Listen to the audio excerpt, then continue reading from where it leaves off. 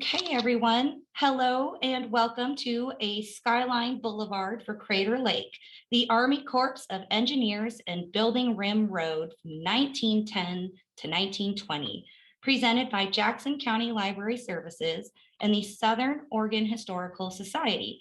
I am Kayla Samnath, one of your adult services librarians. This program is going to be recorded, and I would ask that you mute your microphones and turn off your camera for a good quality recording. There will be time to answer your questions at the end of the program, so please type those questions in the chat box and we will allot some time to get some of those asked. The views and opinions expressed in this program are those of the presenter and do not necessarily reflect the official policy or position of Jackson County Library Services. Today's presenter is Steve Mark. Steve Mark has worked for the National Park Service for more than 3 decades and has spent most of that time as a historian stationed at Crater Lake. So I'm going to go ahead and pass the mic off. Take it away, Steve. Thank you, and welcome to this presentation. The particular, what we'll try to do today is the first set of slides is something that I put together initially in 2016, and it has evolved slightly over time, partly because of the availability of new sources and new information through that time. It focuses on a National Register of Historic Places nomination that was listed in 2019, I think August 12th. But it had its origin back in 2009, and on the first slide, you might see that figure at the bottom of the slide. That was me when I had dark hair. And I believe if you're going to commit time and effort to something, reconnaissance is essential. And this was going to be, and we knew it was going to be, partly archaeological on top of being historical. So a recon was necessary. I'm kind of that far away in the view. What's in the foreground is a retaining wall, which still sits above Rim Drive, and it was the only one on the old Rim Road. And it just part of the reconnaissance is the fun part, where you're just checking out what might be there and getting a sense of what will later you'll have to be aware of as you go through more intensive investigations. So at that time, I was recovering from H1N1. I was the first confirmed case in Klamath County, so it was quite 3 or 4 days of dragging myself around the rim. So anyway, just a short advertisement. It's funny what information comes across the mountains and what doesn't. The two, having the Shaw Historical Library over at OIT is often something that people don't know about in Jackson County, and sort of vice versa. And so, just in the form of a quick ad, there's a journal of the Shaw Historical Library, and there's been several articles about Crater Lake over the last 20 years or so, as well as a little more detail about this particular project in context to other historic roads. Rim Drive is the one that people know about now, and it's something that was the subject of an earlier project that took about 8 years or so, partly because it involved not only a National Register nomination, which was listed in 2008, but it also involved a longer project was a cultural landscape report, which is sort of framing the backdrop for in terms of cultural resources compliance of this latest construction project that Federal Highways is doing on Rim Drive. And phase 1 was from 2015 to 2018, and phase 2 starts, we think, next year.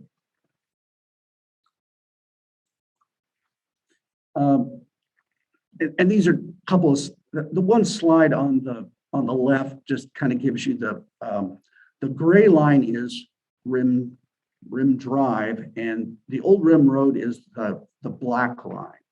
So it gives you some idea that the two overlap in places, but as we found out through reconnaissance and then through our investigation that roughly 27 miles of the 35 original miles of Rim Road are still there. At one time, the thought was, well, that old road, it's just gone. No, it isn't. It's still there. You just have to know where to look.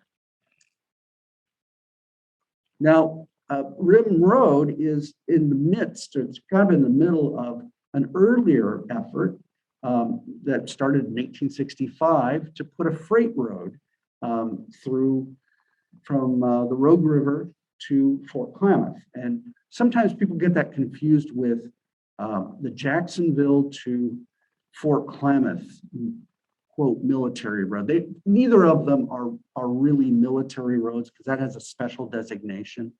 That involves Congress agreeing to give away land every other section in return for building these roads that were supposed to allow the military to get around quicker and easier. Really, the federal interstate highway system is the same idea. It's just a lot later, about a century later in time. And I won't go into a whole lot of detail about that one because it's a separate presentation. And although, just like the Fort Klamath to Rogue River Wagon Road, and you'll see the image on the top left shows how wagon ruts do stick around quite a while at high elevation. So that it makes it a nice place to find these things. And the Rim Road as well, it's really part of a larger, the nomination is called the Army Corps of Engineers Road System Historic District, because the Corps at the time, and this was 1910, and construction started in 1913, was really the only outfit that could build a road, but no one had any experience with contracting yet, especially at high elevation in remote areas. So it was done by what's called day labor, where they hired people directly. And it was really a civilian show. If you're thinking about how there's Army officers around, there's virtually none of those. There was some reporting done through the Corps' office at Vancouver Barracks, and really the Federal Highways is actually still there. They're the lineal descendant of the Bureau of Public Roads. The Corps is mostly famous for navigation aids and that sort of thing, waterways. And we found, of course, a variety of resources, and some of this was even in the beginning, the reconnaissance. We knew we would come back and record these officially when there was some money a little later on. That started in 2015. And some of the, you'll see at the lower left, that's actually a plank culvert. And there's a few of these left that reflect the first season of what's called grading. You know, roads have a sequence. There's a location study, and then there's alternatives examined. They have a final location, but sometimes subject to survey because it's a lot cheaper than doing the wrong thing and throwing money away when get into construction. So then there's clearing, grubbing, grading, both rough and finish. And then in this situation, the thought was, well, let's have surfacing and then paving. But those last two steps were very expensive at that time. And Congress was only in the mood to give about half of what the Corps asked for in construction. And this was a challenge for the people, especially the project engineers, who had to come in under budget. There was no deficit spending, at least in this case. And some of these, like I said, this is both archaeological and historical. We found some very interesting things. including the arm of a wood-burning steam shovel used for heavy rock work. A lot of the grading was done either by hand with hand tools, or at times there was using scrapers, horse-drawn scrapers, and sometimes plows and harrows. There are a few photos of those as well, part of the engineering reports. And of course, there was, beginning in 1914, metal or corrugated metal steel culverts were used. However, they can be overwhelmed when material like pumice gets inside of them. And when that happens, you get washouts. And that happens even today. And we found some other, some remnants and subject, like a lot of things, when you don't know, you read engineers' reports that were typed up, but often they didn't have photographs. So because at that point there weren't easy, Brownie cameras kind of came in the late 20s, and that allowed a lot of people other than professionals to start taking their own photos. So photos were sometimes a rarity, and engineers were really thinking more about cost and feasibility. So they weren't taking landscape photos for fun. There were a few, in terms of, the literature and what we wanted to put this into context. Something without context is, well, that's cool. Well, so what? You have context, so you build the case for significance. And why is it important to us now versus sometime in the past? And there are a few things along the way that we discovered. There was one souvenir booklet put together by a photographer named Fred Kaiser, who was already working at the park in a seasonal basis. And of course, he had his competitors. It was still the period in photography where scale hadn't come into things. Sawyer's was the first one really to start pushing out the small guys. And this happens a lot especially in American industries. Scale wins out, whether it's agriculture or tourism or whatever. So, and of course, the backdrop of, it shouldn't be, this effort shouldn't be seen in isolation. Oregon was in the midst of trying to get itself out of the mud, and it was behind its northern and southern neighbors in that regard, partly because of we're a small state, and there's always been a reluctance to spend money. And so there had to be devices that would trigger the construction eventually of a state highway system. And that would be something that required bonding authority and getting the responsibility of roads away from the counties, which had, imagine a place like Klamath County at that time, where the railroad had just arrived in 1909, and now we're talking about roads too, and a very small tax base. That's a tough one. You can get a few market roads, but you really need access to money that at the county level at the time would not have been possible.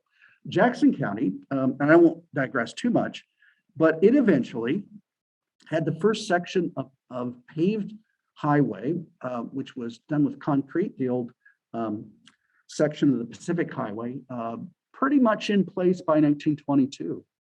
So before that time, we were talking about seasonal driving. Now, again, the car was in the midst of evolution from rich man's toy to poor man's necessity.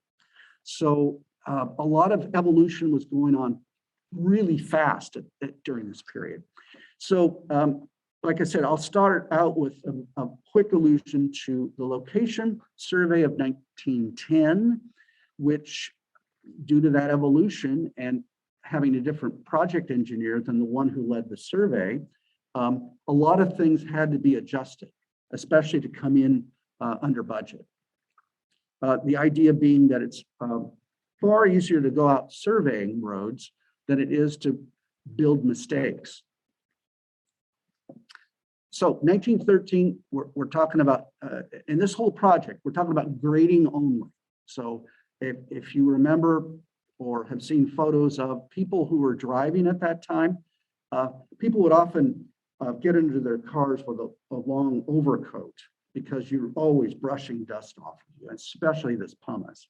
So in 1913, here's a photo of having to use a plow in order to do the first bit of rough grading. Now, you'd say, well, how could you tell, Steve? You know, this road from any other road? Well, 16 feet shoulder to shoulder. And that's consistent throughout, whether it's the rim road or the approach roads, that the Corps was charged with at least getting it to a point where a car could travel over them. And this is me, this is very low tech slide production, because all I did was I photocopied an original map. I wasn't going to waste one on this, but and then me with a highlighter showing how far the progress, and that's relative because you clear, you grub, you grade, but grading is both rough grading. That's where that plow comes in. And then there's finished grading, often with scrapers. And of course, we do it very differently now with heavy equipment. Hydraulics were not viable yet. Like I said, those steam shovels were wood burning, which meant they had to have a second person when they threw sparks. They didn't want to touch off fires. Okay, and then some of these photos are just of the time. The photo of Sentinel Rock, you know, that trail's still there. I go down there all the time, or a lot of the time. And it was built it was before the Park Service, but it was by park rangers, because the Assistant Secretary of the Interior, Stephen T. Mather, who became the National Park Service's first director, he brought a railroad tycoon named McCormick for the Southern Pacific down there, and they just pronounced that's the best view of Crater Lake. And so anything to promote, the Park Services, we're charged with promoting and regulating the use of these areas. So the Park Service is really good, and it has been really good at promotion. So, and I'll just go to the next one. By 1916, though, we're starting to hit heavy snow years. And these were, now, there's a photo there of 1917 when they were opening it. You notice the hand tools, people were just shoveling to open a road. No plows yet, or not quite yet. The thought was, well, if we could do it with the money we have, there's this other road to the north of us called the Columbia River Highway, and they had this really cool tunnel called Mitchell Point. Now, that was demolished in about 1954, prior to the freeway, I-84, or it used to be 80N, and it was above the freeway level, and they had these kind of cool windows. Actually, ODOT's restoring this thing now, and it's one of the differences between Crater Lake and, let's say, Columbia River Highway, in that you have a rather large constituency at your door in Portland. And you can do things that down here would be, well, are you out of your mind? We're not in California, Steve. But 1916 was a big snow year, and the Corps had to spend, at least the crews had to spend time setting charges off to get to where they could at least begin to shovel the snow away to do their grading around the Watchman. So not much progress. You'll notice that little blue line that shows 1916. And 1917 really wasn't much better, except that it had a little longer season. So by 17, we're getting close. The way this loop started was it started down at the east entrance, got to Lost Creek, diverged somewhat, went over toward park headquarters is today. It was the engineers camp then. And then went out on the east and eventually closed the loop around the northern part of the park. There were people like Alex Sparrow. He was, when the Park Service was became operational in 1917, starting in about roughly April. Sparrow was hired away from the Corps as a junior engineer and became a Park Service superintendent. And there were several other hires like that. Will Steele was actually given an increase in wages to be commissioner, basically because Mather and the Park Service wanted him out of the way, but retired gracefully. And some of the people you see on this slide, Mather is the guy in the middle for that, with the road around this fantasy about having a national park to park highway, which was simply just using existing routes. And it was kind of viable, sort of. If you were your own mechanic and you had a stout vehicle and you really wanted to do that, there may have been a couple people who actually did it. The project engineer for most of this was George Goodwin, who Mather hired away as chief engineer for the Park Service, because Park Service wanted to have its own say about roads and developing the parks, but it really didn't have the budget that early, so it had to kind of sweet talk concessionaires into building some of the facilities. William Carroll was the guy who replaced Goodwin when Goodwin started work for the Park Service. And just you get a sense for logistics here. You know, all the camps were essentially well, there were seasonal camps. Okay, so here's one for the season. Come over to your tent and you'll have your meals there, and we'll pay you so much. Whether if you had a horse, you got paid more because the project would use your horse. But if you didn't have a horse, then you were paid as, at the time, we would call it laborer today, but they were pretty, shall we say, candid with, if you didn't have a horse and you were a laborer, you were classed as a flunky and paid as such. So it was tough work. Only in 1914 did the labor supply, you know, imagine you're in the middle of the summer, so you're competing against agricultural harvests, whether it's crops or getting cows to market or hay crops. So there was always a struggle getting enough people to do the work.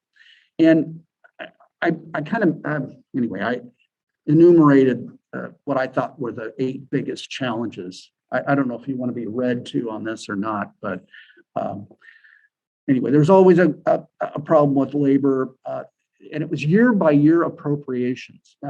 Today, when we do road projects, the budget through contracting starts at the beginning of the project.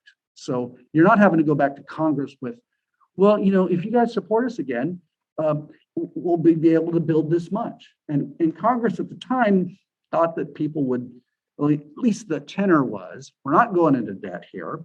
And so we'll give you half of what you want, which has its consequences. And it's very short construction season, as I'm sure all of you know.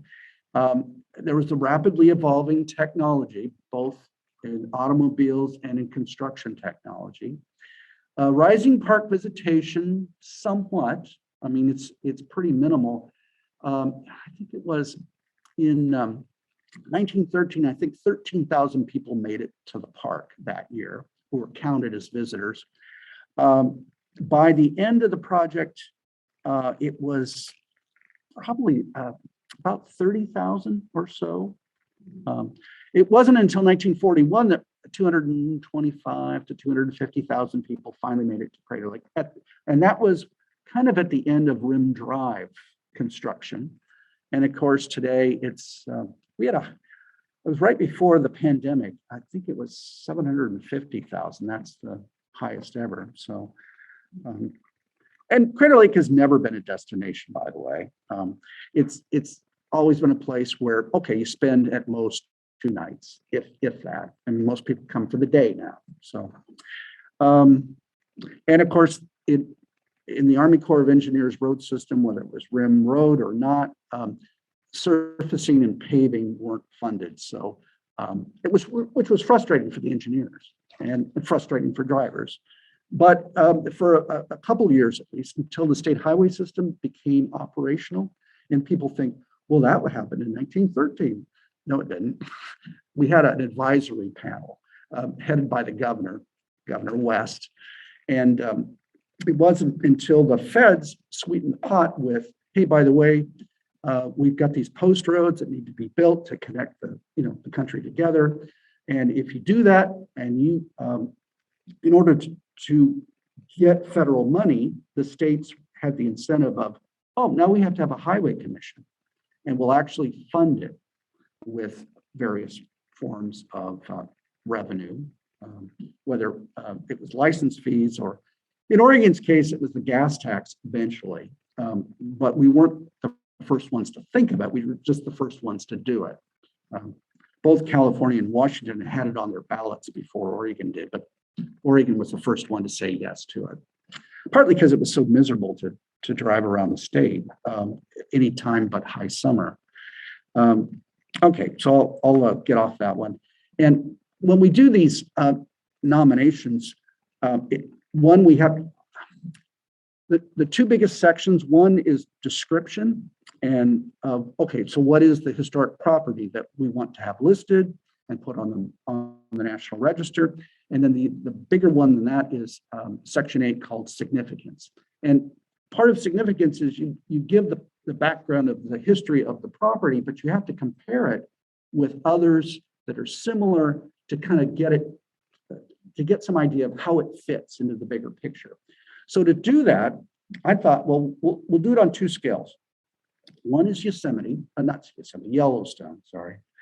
And it's a much bigger project through time. The Corps of Engineers was there well before they were at Crater Lake. And but they went through kind of an evolution, starting with carriage roads and then got into automobiles. So Crater Lake was pretty much at a point where the idea was automobiles. And there were people with teams and wagons that would come up, but people knew the engineers and everybody else knew where things were going with cars. So anyway, you'll see some of the stuff of the carriage road period, and of course, Oregon's biggest example of how to fund something, which started with the counties, by the way, but Multnomah was kind of at the leading edge because they had the population. Hood River County had to get some of its money through philanthropy, Simon Benson being one of those who either fronted the county money in order to push the highway out to the east. We often, we focus on the gorge so much. It was really just one section of a much larger project, that would go both east and then west. I like this map at the top because it kind of gives you an idea of okay, what are the alternatives if we want to reach the ocean, or at least get to Astoria? The road system and trains made it as far, about Gearhart at one point, and then it took some creativity to get it down to Cannon Beach, much less Tillamook, but that was a lot later on. But that's a part of the Columbia River Highway that doesn't get a lot of press compared to the gorge, but it's still some of the early day stuff. There were precedents people had in their minds about, okay, well, what if we had tunnels like in Switzerland, Germany? Well, they tried, and they were needed, but when we got into the freeway era, obviously there were going to be some problems. But it's an interesting, some of the same things happened at Crater Lake at the same period of time. A lot of handwork. Imagine doing a fill by hand, like the one you see over to the right. And a lot of this was not as cool as the gorge section was. After Hood River, things turned to gravel really fast, around the Rowena loops and getting toward the Dalles. But it makes for an interesting, not only construction, technological comparison, but it gives you a little more social history too. Some of these, not everybody was happy with highways. The laboring public, well, what are we working for these rich guys for? I can't afford a car. And it wasn't until we got well into the teens that the average person might consider buying one. At the same time that camping technology was starting, this idea of, okay, you can just flop out anywhere. And the idea of putting tents in vehicles that for just kind of like today with trailers and fifth wheels. And there was also the threat of, well, the perceived threat of crime. Now, I like this ad where it's for a cult, have one in your glove box. And these guys come out of nowhere with sticks. So if you had one, maybe you have a chance. I don't know. Well, there is a legacy to our little project at Crater Lake. And this slide is just to represent things a little bit. The fact that the road is still there and often not all that different from when vehicles were driving around it. That's that photo on the top left. To the right, the engineers had their headquarters in what is now park headquarters today. At that time, park headquarters was at Annie Spring, or so-called Mazama Village. And they built structures that the Park Service inherited, and that administration building with the car in front of it, eventually the Park Service had to put a wing on in 1926, only for less than about, 8 years later, built the one that's where my office is for the moment today. There were also some people involved in the project that later got to be somewhat famous, at least regionally. That person, the guy who's kind of stooped over the wash basin, he was from Iowa and had just been hired at Oregon Agricultural College in Corvallis, who'd started a new degree course in engineering, included highways.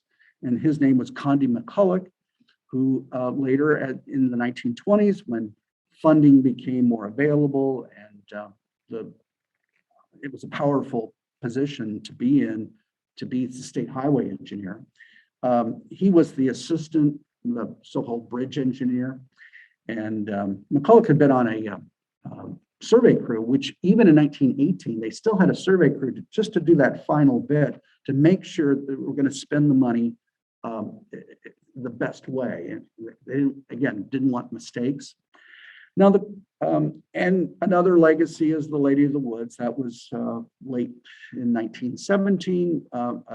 They hired doctors for the road crews because when people there were a couple of deaths, by the way, and from accidents. And so the doctor was, at least they'd have somebody to treat anybody that had got injuries. And of course, insurance was not a big deal at the time, not like it is today. So you were exposed to a full range of hazards. If you were on a road crew, or logging was actually the most dangerous thing you could do. And then even on agricultural harvests, there were always hazards.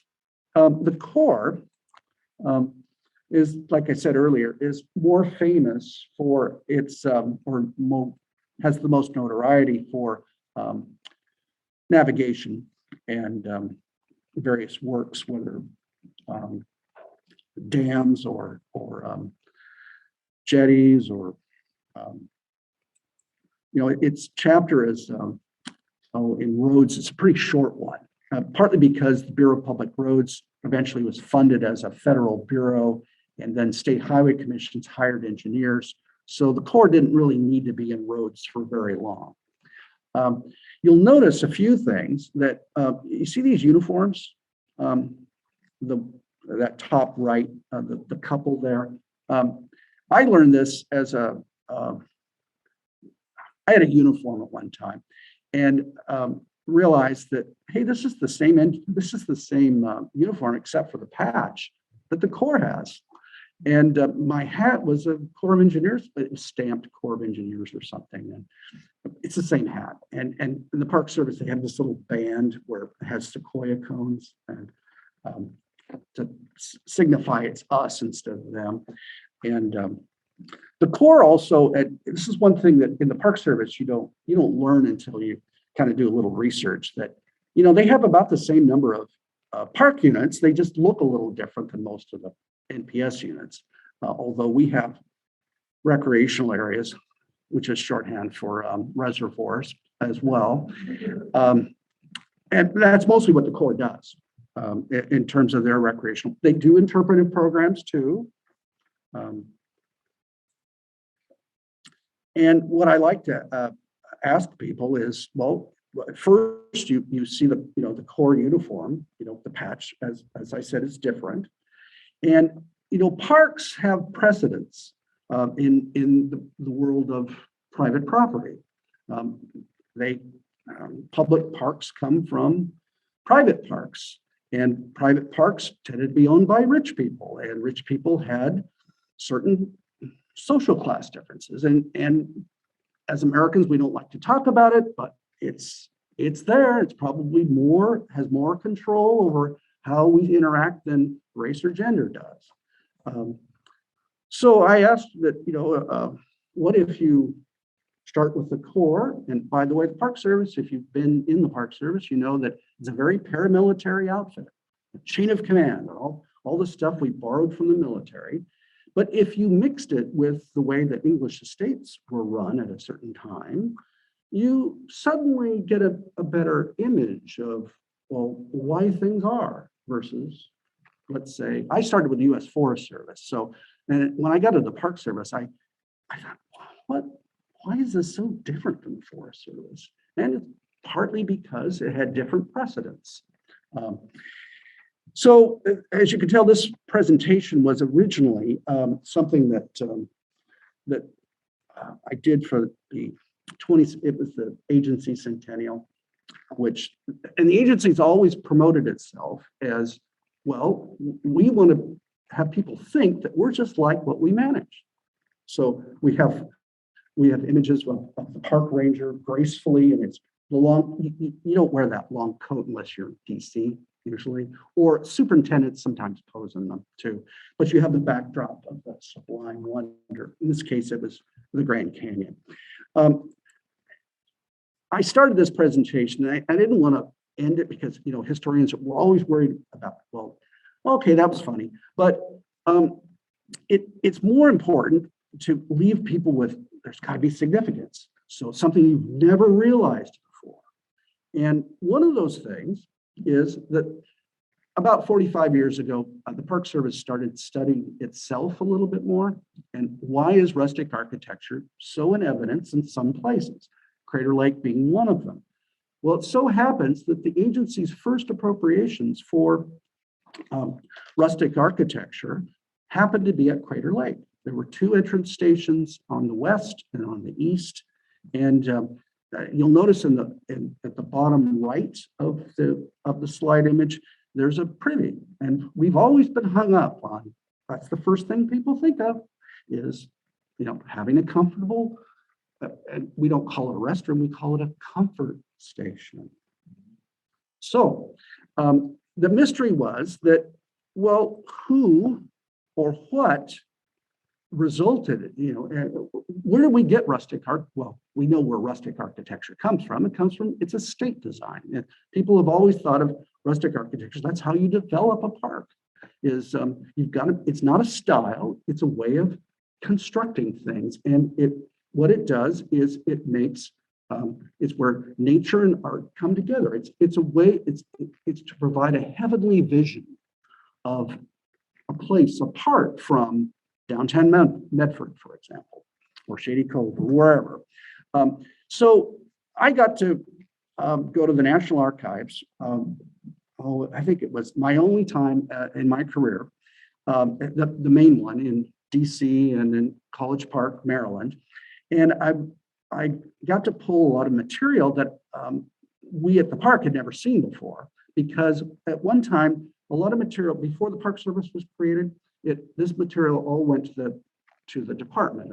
It was DOI, but it was very generally organized and kind of it wasn't a mess, but it wasn't in Record Group 79, which is the Park Service. And I found some plans for these structures, and the big mystery 45 years ago when we did this first thing on rustic architecture, well, which landscape architect, or was it an architect that came up with this stuff? Well, it turns out that one of the crustiest guys that's ever worked at Crater Lake was a guy named George Goodwin, the project engineer, who left us a lot of reports all about feasibility and coming in, under budget. And Goodwin would not have been, if he was doing this talk, it would be very different from mine, I think. And he was the guy who did the first design of rustic architecture in the National Park Service. He and Mather eventually butted heads about 1926 or so up at Glacier, and Goodwin was one of these guys. He didn't want. He was a traditional engineer. He didn't go to college. He did it by correspondence, and there were, of course, a practical exam. If you have to build a bridge, you better stay up and not kill anybody. So then you're a licensed engineer. So he was pretty good at what he did, and but he was, shall we say, a little excitable now and then. So, but it's an interesting, well, unexpected answer to the question. So what I'm going to do is, in the next 15 minutes, I have a second talk that I want to show you. I knew that that first presentation, I could roll through it pretty fast. This one overlaps with it, but I want to give you some idea that this is like the old sports adage. I'm sure you've heard it. I'd rather be lucky than good. Okay.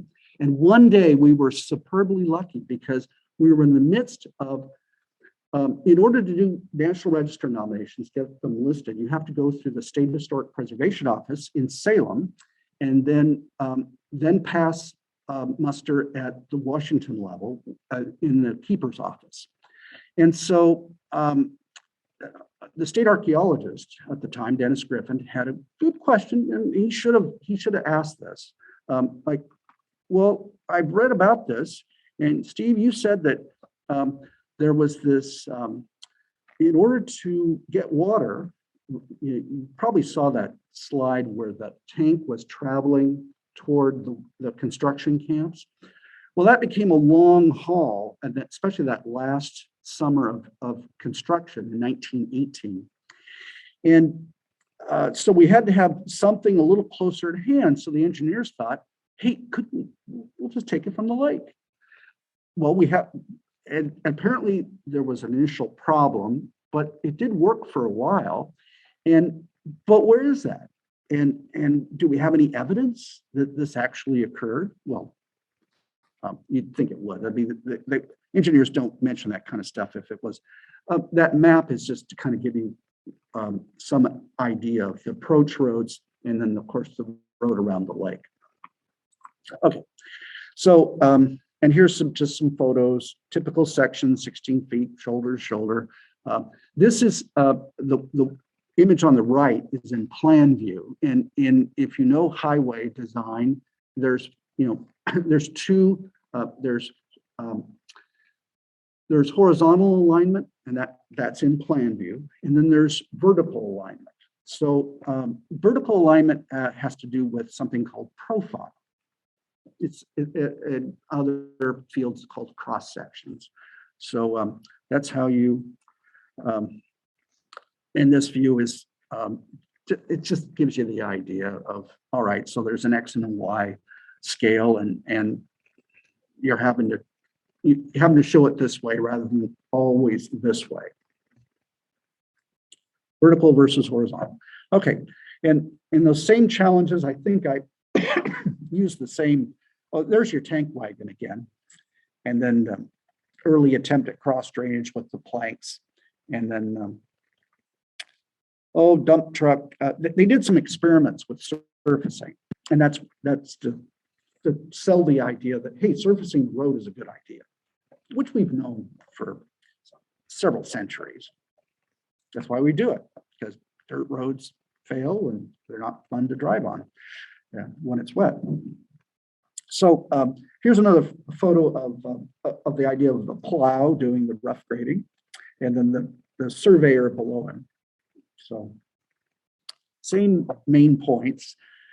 And of course, this is just me reviewing what you have to do on the National Register form. And it's pretty simple under the law. Anyone can nominate anything. The only problem is you have to get the signature from SHPO, and then you have to get another signature from the keeper saying that it is listed on the National Register, and it's a good thing. So you have to meet those tests, but however, the standards evolve with time. So it's not quite moving the goalpost, but sometimes it can seem like it. And there are a couple of other shots of where you can see, you look up to your right or to your left, that's a road. So, yeah. Okay, I'll push this. Yeah. Yeah. And then some photos that I used a little earlier, Columbia River Highway, and comparison to, anyway. And then here's some, just some shots of course, you have to take photographs. They have to be very high resolution. It's called raw imagery, and you need a special type of camera for it. But it does show you some, some of the trails we walk on today are really the old rim road. Like the one halfway up Watchman is a good example. And then there's abandoned sections, and that's really what we were aiming for, how to document them adequately. And then, well, we'd find a few artifacts here and there. I mean, not many full, most bottles we find are just shards, that have been broken one way or the other. But the steam shovel arm was pretty cool. I knew about it or prior to even our reconnaissance, but we were finding some sites that were referred to in the reports, and the only way we could do it was the use of LiDAR, and then go out and the one you notice that one on the lower right, that's that's to crush rock. It took us 3 different expeditions to find that one finally.